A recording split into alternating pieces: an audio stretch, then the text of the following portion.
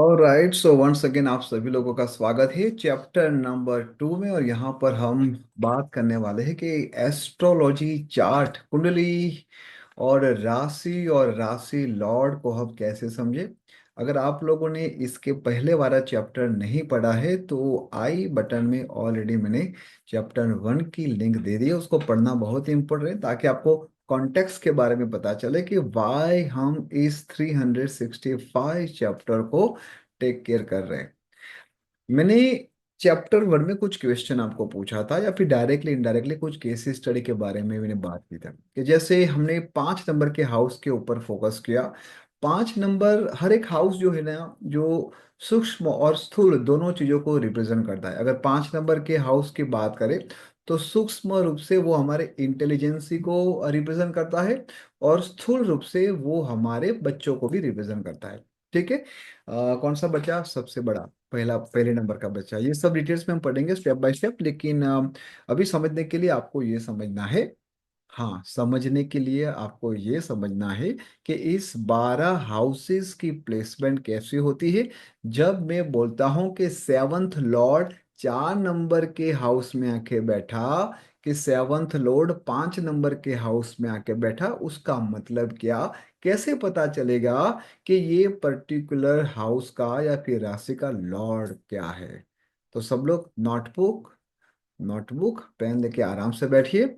अगर गाड़ी चलाते चलाते आप लोग उसको देख रहे हो तो please just focus on your drive और आराम से घर पहुंचने के बाद उसको देखिए। ठीक है। अगर आप लोग फर्स्ट टाइम इस चैनल पे आए हो तो please do not share, like and subscribe, just पढ़ना। उसको सब्सक्राइब करते हुए अगर आपको पढ़ना हो तो और वीडियो के लिए आप सब्सक्राइब कर सकते हो, लेकिन अभी इस रिपोर्ट को टेक केयर करो। मैं बहुत ही क्विकली अब जाने वाला हूँ, सबका ध्यान यहाँ पर। और आप लोग अपना नाम, आपका सिटी, आपका डेट ऑफ बर्थ, टाइम और प्लेस कमेंट्स बॉक्स में डालना ताकि मैं आपको वहां पर एड्रेस करूंगा। यहाँ पर एक कुंडली, वास्तु कुंडली भी होती है जहाँ पर आपके घर के अंदर वास्तु कैसे काम करता है, कहाँ कहाँ पर गड़बड़ है वो पता चलता है। और ये जो कुंडली है वो है पर्टिकुलर पर्सन की कुंडली। ये एक फिक्स चार्ट होता है रेफरेंस के रूप में। यहाँ पर ये जो बॉक्स जैसा एक डायमंड जैसा आपको यहाँ पर दिखाई दे रहा है, ये है हाउस नंबर 1। ठीक है। उसके बाजू में यहाँ पर जो लिखा है वो है हाउस नंबर 2। देन यहाँ पर तीसरा ट्रायंगल आया हाउस नंबर 3। ऐसे हमारे जीवन में 12 हाउसेस के बहुत ही बड़ा रोल होता है। ठीक है। यहाँ पर आप देखोगे, ये जो है ना, मैं इस डायमंड की बात कर रहा हूँ, हर एक बॉक्स को आप ध्यान से देखोगे तो यहाँ पर हाउस नंबर 1, अभी रेफरेंस के लिए अभी आप ले सकते हो कि this is house number 1, house number 2, house number 3, ऐसे 12 हाउसेस है। परमात्मा ने सबके साथ इंसाफ किया है, इसीलिए हम सभी लोगों के जीवन में हमारे डेट ऑफ बर्थ, टाइम और प्लेस के हिसाब से 12 हाउसेस हमको मिल ही जाते हैं बाय डिफॉल्ट। ऐसा नहीं है कि आपने कुछ कुकर्म किए हैं या फिर अच्छा कर्म किया है तो आपको 12 के बदले 13 हाउस मिल जाएंगे, और किसी ने कम अच्छा काम किया है तो उसको केवल 11 ही मिलेंगे। ऐसा नहीं है। इस 12 हाउसेस में जो हमने चैप्टर नंबर 1 में बात किया था वो क्या था, हाउस नंबर 5। हाउस नंबर 5 जो इंटेलिजेंसी को और हमारे बच्चे को रिप्रेजेंट करता है। अभी हम बात करेंगे केवल और केवल इंटेलिजेंसी की। ठीक है। अब यहां पर ध्यान से समझना कि जब मैंने कहा कि 5 नंबर के हाउस में सेवंथ लॉर्ड बैठ जाए, तो सेवंथ लॉर्ड मतलब सेवंथ राशि का स्वामी। ये जो 7 नंबर का हाउस है, वो 7 नंबर के हाउस में 7 नंबर की राशि और उसका लॉर्ड बैठ जाए, ये फिक्स चार्ट समझने के लिए है। ये जो 1 2 3 जो लिखा है, जब आप अपने डेट ऑफ बर्थ, टाइम और प्लेस डालोगे तो ये नंबर चेंज हो जाते हैं। ये नंबर रिप्रेजेंट करते हैं राशि को। Please note down. ये जो हम चार्ट देखेंगे हम उसको कहेंगे राशि। और ये जो स्टाइल है, पर्टिकुलर एक प्लॉट है, ये प्लॉट है हाउस।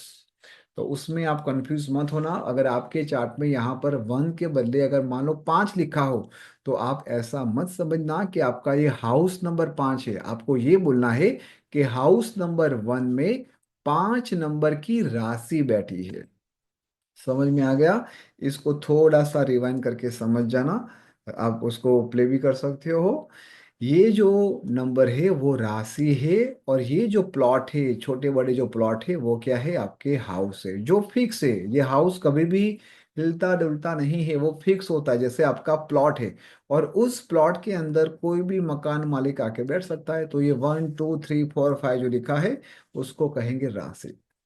जब मैंने चैप्टर 1 में कहा कि हाउस नंबर 5 में अगर सेवंथ लॉर्ड आ जाए तो यहां पर क्या लिखा होगा? ये सेवंथ नंबर की जो राशि है, उसका लॉर्ड कौन होगा? वीनस होगा। यस और नो? तो अब मैं आपको ये समझाने वाला हूं कि 1 से लेके 12 राशि के लॉर्ड कौन है, ताकि आपको पता चले। अब इस स्लाइड में देखो, यहाँ पर there are total 12। I hope you all are able to see. यहाँ पर लिखा है 12 राशि एंड लॉर्ड या फिर स्वामी। तो 12 राशि कौन सी है? सबसे पहले हम उसके ऊपर फोकस करें। हम हिंदी में समझेंगे, और इंग्लिश में आप लोगों को मैं यहाँ पर दोनों मैंने लिखा है कि मेष राशि को क्या कहते हैं? एरिस। देन वृषभ राशि को Taurus, then Gemini, then Cancer, then Leo, Virgo, Libra, Scorpio, Sagittarius, Capricorn, Aquarius and Pisces. ठीक है, तो ये 12 राशि है। इस 12 राशि को एक पर्टिकुलर पर्सन कंट्रोल करता है, या फिर आप ऐसा समझो कि एक पर्टिकुलर उसका प्लानेट उसका स्वामी है। जैसे एरिस में क्या है? मंगल है। अगर आपको ये माइट भी ओवरलैप हो रहा है, तो लिखो एरिस के नीचे मंगल। मंगल को क्या बोलते हैं? Mars. You can also right Mars. ठीक है। इसके बाद जो वृषभ है, टॉरस राशि है, उस टॉरस राशि का जो लॉर्ड है वो क्या है? शुक्र। शुक्र मतलब विनस। यहाँ पर मैं इंग्लिश में भी लिख लेता हूँ विनस। ये है मार्स। ठीक है। जेमिनी जो है, जेमिनी है बुध, जिसको हम कहेंगे मर्क्यूरी। ठीक है। देन कर्क, कैंसर राशि, चंद्र, उसका क्या हो गया? मून। देन सूर्य को क्या कहेंगे? सन। अब यहां पर ध्यान से देखना, ये जो सिंह राशि, लियो राशि और कैंसर राशि है, उन दोनों को केवल और केवल, या फिर आप ऐसा समझो, जो मून है और जो सन है, उनको केवल एक एक राशि दी गई है। कैंसर फॉर मून और लियो फॉर सूर्य। ठीक है जी। अब देखो, वर्गो आया यहाँ पर, बुध यहाँ पर फिर से लिखा है, तो यहाँ पर आपको फिर से मर्क्यूरी लिखना है। इसी तरह से लिब्रा के लिए शुक्र है, तो यहाँ पर लिखो विनस। यहाँ पर शुक्र। स्कॉर्पियो के लिखो यहाँ पर मंगल, तो यहाँ पर लिखो मार्स। देन सेजिटेरियस गुरु, यहाँ पर आएगा जुपिटर। कैप्रिकॉर्न शनि, यहाँ पर आएगा सैटर्न। एक्वेरियस शनि, यहाँ पर आएगा सैटर्न। पाइसेस गुरु, यहाँ पर आएगा जुपिटर। जैसे मैंने कहा कि अगर आप ध्यान से देखोगे, तो केवल और केवल मून और सन को एक ही राशि मिली है। बाकी ऑलमोस्ट सभी लोगों को दो दो यहाँ पर राशि मिली है। जैसे कि अगर हम मार्स की बात करें, तो ये मार्स, जो एरिस वाला मार्स होगा या फिर जो स्कॉर्पियो वाला मार्स होगा, उन दोनों के बीच में डिफरेंस होगा, काफी डिफरेंस होगा, जो हम आगे पढ़ेंगे। लेकिन अभी आप लोगों को सिंपल और सिंपल क्या करना है? 1 से लेके 12 राशि आप अपने नोटबुक में लिखिए, और उसको लिखने के बाद बाजू में हर एक का स्वामी लॉर्ड लिखना है। ठीक है।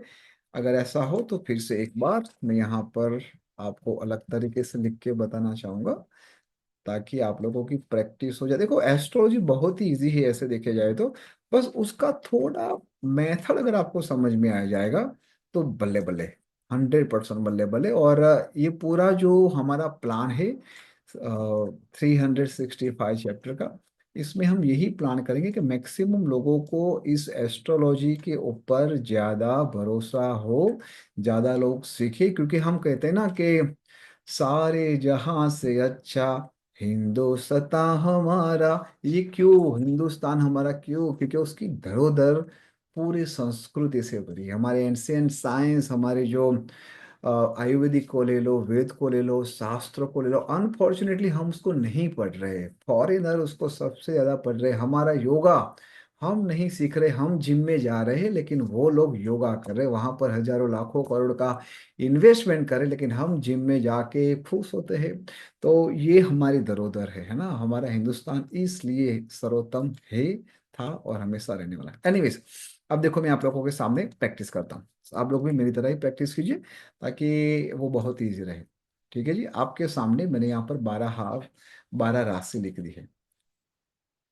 ठीक है जी, तो यहाँ पर ध्यान से देखो, ये जो मेष राशि है मैं उसका थोड़ा सा बॉडी थिकनेस बढ़ा दूं। Yes, and I think this is good to go. अगर इस मेष राशि को मैं ऐसा ट्रायंगल बनाऊं और यहाँ पर स्कॉर्पियो को भी ट्रायंगल बनाऊं, तो ये दोनों का एक कॉमन सा प्लैनेट है, वो कौन है? मार्स। लिख दो चलो, मार्स। ठीक है, इसके बाद फिर से एक ट्रायंगल बनाओ, एक ट्रायंगल यहाँ पर जाएगा और वो लिब्रा के साथ कनेक्ट होगा। इसका कौन सा है प्लैनेट? याद रखो, वीनस। ठीक है, वीनस, बिल्कुल सही कहा आपने। और इसी तरह हम एक वन बाय वन आगे और जाएंगे। यहाँ पर मिथुन राशि को ले लेते हैं, मिथुन और वर्गो को यहाँ पर लेंगे। ठीक है, ये दोनों का क्या है? मर्क्यूरी। ठीक है, अब ये जो कैंसर है, कैंसर का तो मून है यहाँ पर, और लियो का यहाँ पर सन है। ये हो गया वेरी इजी। तो एरिस और जो वृश्चिक राशि है एरिस, या फिर आप उसको स्कॉर्पियो मेष राशि, देखो यहाँ पर लिखा है इंग्लिश में एरिस, यहाँ पर लिखा है हिंदी में। तो एरिस और जो स्कॉर्पियो है उसका लॉर्ड है मार्स, लिब्रा और टॉरस है उसका है विनस, जेमिनी और वर्गो है उसका है मर्क्यूरी, कैंसर का मून, लियो का सन। मेरे हैंड राइटिंग थोड़े खराब है, आप लोग समझ जाना। ठीक है जी, चलो अब आगे बढ़ते हैं नीचे। यहाँ पर हम देखेंगे अब धनु को, ये रहा धनु और ये रहा पाइसिस, सेजिटेरियस एंड पाइसिस, ये दोनों का कौन है? जुपिटर। ठीक है, अब यहाँ पर ग्रीन क्यों किया, लाल किया? ऐसा मत समझना कि जो ग्रीन है वो अच्छा है और जो रेड है वो बुरा है, ऐसा नहीं है। ठीक है, जस्ट मैंने रैंडमली कलर ले रहा हूँ। अब यहाँ पर जो कैप्रिकॉर्न और यहाँ पर एक्वेरियस, उसका क्या है? सैटर्न, शनि महाराज। तो ये हमारे 9 प्लैनेट आ गए। अब आप लोग सिंपल क्या करोगे, इसकी प्रैक्टिस करोगे, कम से कम बोल रहा हूँ, ज्यादा करोगे तो आप मेरे फेवरेट स्टूडेंट्स में से बन जाओगे। कम से कम आपको 5 बारी नोटबुक में लिखना है ऐसे, और लिखते हुए बाजू में हर एक प्लैनेट को ऐसे ट्रायंगल बनाया ऐसे करो, या फिर डायरेक्ट 1 to 1 आप लिखोगे तो भी चलेगा। अब आपको चैप्टर वन जब आप चैप्टर 1 पढ़ोगे, मैंने फिर से आई बटन में यहाँ पर उसकी लिंक दी है, तो आपको पता चलेगा कि जब मैं कहता था कि 7 नंबर का लॉर्ड, मतलब 7 नंबर का लॉर्ड अगर 5 नंबर के हाउस में बैठ जाए तो क्या होगा? तो देखो यहाँ पर 5 नंबर का हाउस कौन सा है? ये रहा 5 नंबर का हाउस। ठीक है, तो यहां पर क्या बैठ गया? वीनस बैठ गया। अगर 11 नंबर के हाउस, ये क्या है? 11 नंबर का हाउस का लॉर्ड अगर आके 5 नंबर में बैठ गया तो क्या होगा?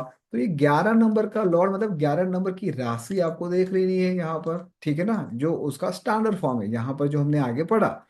Let me share my screen, different slide है ना। देखो ये 11 नंबर का जो लॉर्ड है उसका क्या है? शनि। तो आपको समझना है कि 5 नंबर के हाउस में सैटर्न आके बैठा है। ठीक है, तो अब मुझे ये बताओ, आपको कमेंट्स में लिखना है हाउसेस कितने हैं, राशि कितनी है, और प्लानेट कितने हैं, और कौन से प्लानेट को दो दो राशि मिली है, और कौन से प्लानेट को केवल एक ही राशि मिली है।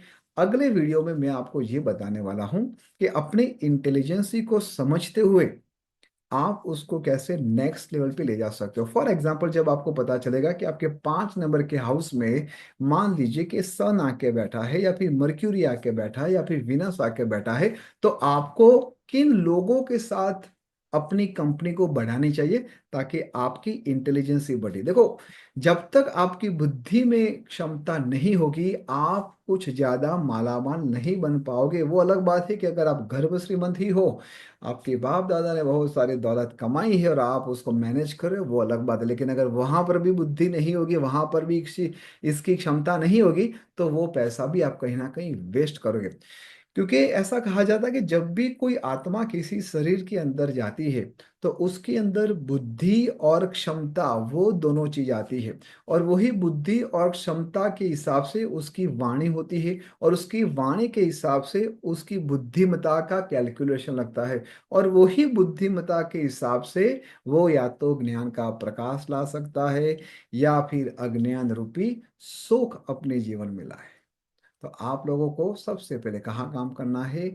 हमारे 5 नंबर के हाउस में। बाकी के बहुत सारे ऐसे प्लानेट, राशि और हाउस है जो आपको और माला माल बना सकते हैं और नेम और फेम ला सकते हैं। लेकिन उससे पहले एक वीक हम केवल और केवल हमारे इस इंटेलिजेंस को ही रिफाइन करेंगे। बहुत ही सिंपल और सरल इस सब्जेक्ट को हम करने वाले हैं, आपके लिए, आपके परिवार के लिए, आपके फ्यूचर के लिए। और जब हम सब लोग हमारे जीवन में सुख शांति और समृद्धि का महसूस करेंगे, तो हमारा सबसे पहले मुख्य दायित्व ये होगा कि हम कुदरत रूपी माँ की और पूरे संसार की टेक केयर करें। ठीक है, once again thank you so much. और जाने से पहले, अगर आप फर्स्ट टाइम आए हो या फिर आपको ये पूरी सीरीज अच्छी तरीके से पढ़नी है, तो don't forget to subscribe button. Once again thank you so much and stay blessed.